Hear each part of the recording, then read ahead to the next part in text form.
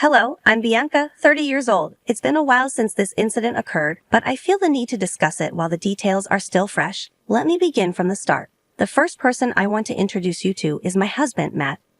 Matt and I first met back in high school. I was a shy kid with too much anxiety to make friends. However, for reasons only known to God, Matt took a liking to me. We were paired as lab partners in chemistry, and that's how we started talking. It took me a while to open up, but when I did, Matt asked me out on a date. Keep in mind that Matt was one of the most attractive guys at our school, athletic and smart. Despite being an anxious mess, I wasn't oblivious. I said yes, and our one date turned into many more. The longer I spent time with him, the more comfortable and open I became. I loved that I could finally express myself around someone. Matt was caring and understanding, never pushing me to do anything that would make me uncomfortable. I felt like I had hit the jackpot with him.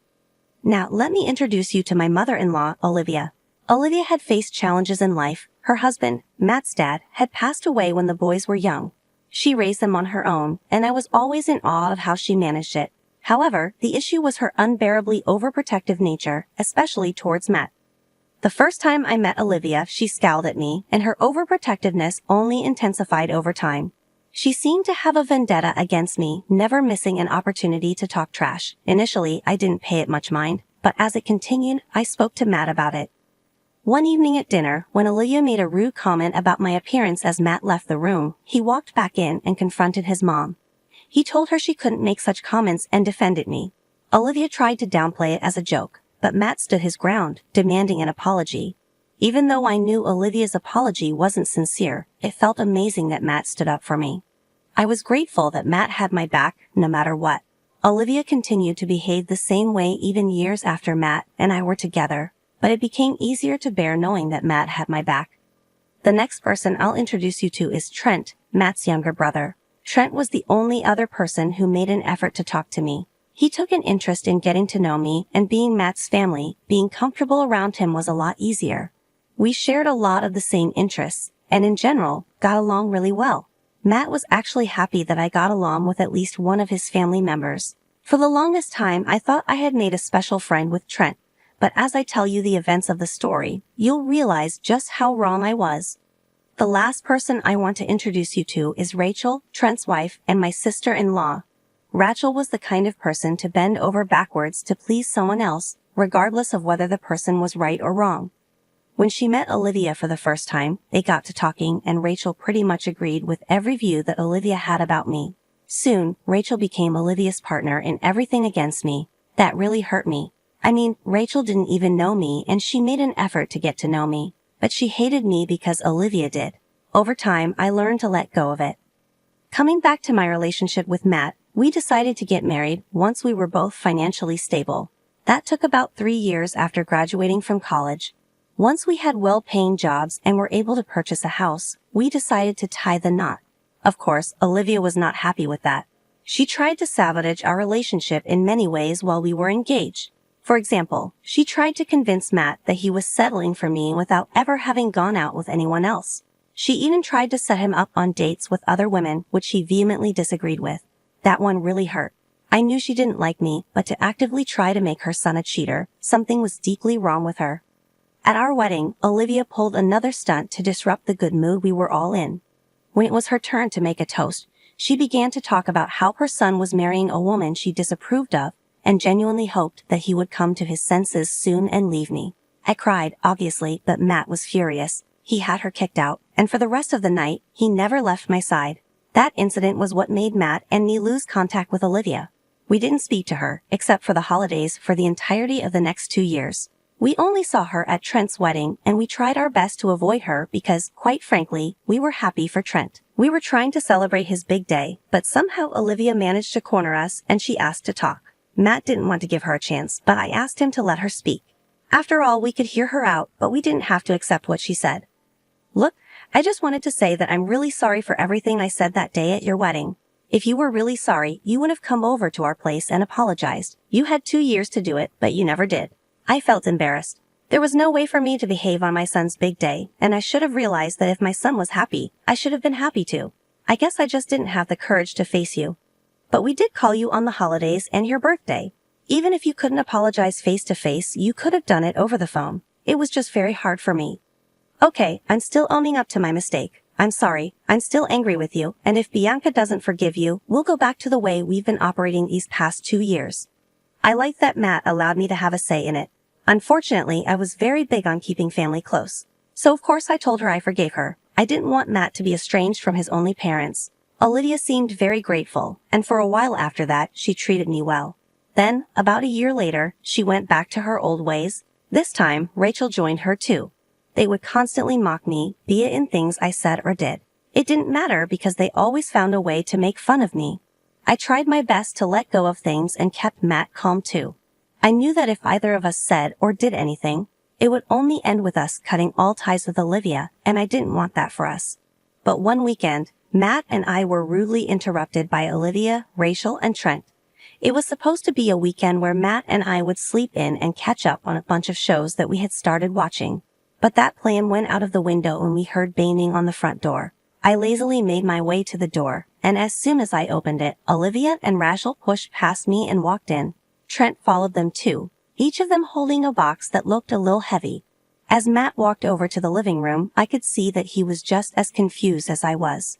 What's going on? What are you guys holding? This right here is proof. Proof of what? Of you having an affair. Excuse me, what makes you think that I've been having an affair? I always knew there was something wrong with you, and I was not alone. I felt the same way too. I mean, at every family gathering, you suddenly had work once or twice. It's fine, but every single time, that's suspicious. It's not suspicious. I'm literally a nurse. You guys just happen to be there whenever I get called, and I get called in other times too. Wow, you're bold, lying right to our faces when we have proof. Matt, I swear I haven't ever cheated on you. I don't know what proof they have in there, but I promise you it's not me. Calm down, Matt, it's okay. I doubt you'd ever cheat on me. I'm just curious to see what Mom and Rachel found. Believe me, your views about your wife are about to change once you see them. How did you even get this evidence? Rachel and I hired a private investigator who followed Bianca around for the last 6 months. We just got the evidence from the PI's office and we came here straight away. That's beyond creepy and violating. What the hell is wrong with you guys? You have no say in anything, you cheating piece of crap. Enough, let Bianca and me see the evidence. I was furious at this point. What had I ever done to these two? I had always made sure that I had been out of their way, and yet they tried to come between Matt and me. To hire a private investigator to follow me around for 6 months, that made my skin crawl. Who does something that deranged to get rid of someone they don't like? I was more than curious to see what these results were. Matt looked at me, and for a moment, we had a silent understanding that everything was going to be okay. Matt knew I could never cheat on him. The reason? I have really bad social anxiety. It's almost crippling. It takes a long while for me to get comfortable with someone. He knew firsthand how he had struggled to get me to even talk to him. The last thing I could possibly do is talk to some stranger and sleep with them. Granted, working as an oncology nurse had been helping me get over my anxiety.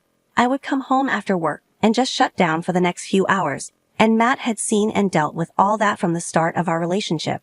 I had never met someone who was so understanding and patient.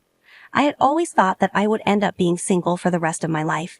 So, when the universe dropped the perfect guy for me in my lap, why the hell would I do something so horrible to him? We opened one of the boxes and saw quite a large number of pictures, and there were some of the investigator's notes paired along with them. But in all of those pictures, there weren't any clear faces. This woman did look shockingly like me, and for a second, my heart did drop. I turned to look at Matt, and his face had drained of color. I began panicking, so I searched the pictures for any signs that might prove that it wasn't me. I could hear Olivia and Rachel sniggering behind me. I was so close to giving up and crying until I came across this one picture where this girl had a tattoo on her right arm. I had no tattoos. I showed the picture to Matt, and his fear turned to confusion. It was like we were speaking in a silent language. I immediately knew that we had to figure out whose pictures we were looking at. We opened the other 2 boxes and began to scour through those pictures and notes. And that's when, in one of the notes, the investigator mentions me getting into a car with a particular license plate that looked very, very familiar. I couldn't quite put my finger on it, so I showed it to Matt. He took one look at it and burst out laughing. All of us stared at him in confusion. Matt then leaned down to my ear and whispered whose car it was. I was so shocked that I couldn't help but burst out laughing too. Olivia, Rachel, and Trent looked very confused. Now they waited for either Matt or me to explain what we were laughing about. but that never happened because Matt and I kept going through the pictures and just laughing even more. This made Olivia and Rachel really irritated. So they spoke up, "What's going on? Why are you guys laughing at the proof of Bianca cheating? Yeah, are you one of those couples that don't mind a third person?" "Oh God, no, absolutely not. We just found out something really funny." "What could possibly be funny about cheating?" "Oh, that's not me in the pictures." "Yes, it is. We looked through a couple of the pictures and it's definitely you. Look at this one picture. See the tattoo on the girl's hand?" "Yeah, Bianca doesn't have any tattoos." "What if it was a temporary one she put on so she could avoid getting recognized?" "I honestly hate having tattoos on me. I've never even put a temporary tattoo on me." "Okay, well, we made a mistake. What's so funny about that?" "What's funny is the identity of the man in these pictures." "The man? You can barely make out who that is. How do you know who he is?" "Because of the investigator's notes. Here, take a look at that car plate. Do the numbers look familiar?" Rachel grabbed the paper out of my hand. Olivia and Trent gathered around her to read the paper. As soon as they read it, I could see the range of emotions that they experienced. Olivia's eyes grew wide and her mouth fell open in shock. Rachel's face went white while Trent began sweating profusely. You see, the number plate was that of Trent's car, and the more you look through the pictures, the more you begin to clearly see that the man was Trent.